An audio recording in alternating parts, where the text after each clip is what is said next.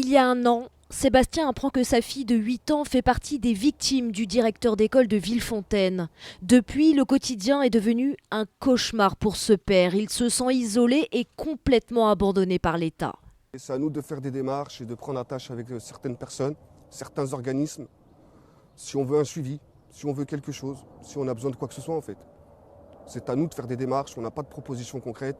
On ne m'a jamais envoyé une liste de psychologues, de ceci, de cela, on ne m'a jamais rien envoyé quoi. Nidal est un autre père en colère. Sa fille a également été abusée.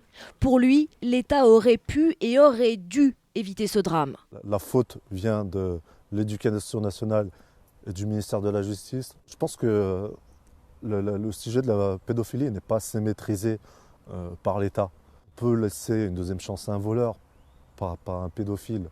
Chez les familles, un sentiment de colère donc, mais aussi de frustration, car l'ancien directeur d'école n'aurait pas avoué l'ensemble de ses actes. Parce qu'il est mis face à des éléments matériels qui sont de plus en plus incontournables, finit par reconnaître de plus en plus de choses. Mais pour certaines des familles, ce n'est pas encore suffisant parce qu'on reste effectivement sur notre faim par rapport à ce qu'il pourrait déclarer, en tout cas par rapport à ce que déclarent certains enfants. Romain Farina a été mis en examen pour viol et agression sexuelle sur 11 enfants, mais une cinquantaine de plaintes ont été déposées contre cet ancien directeur d'école.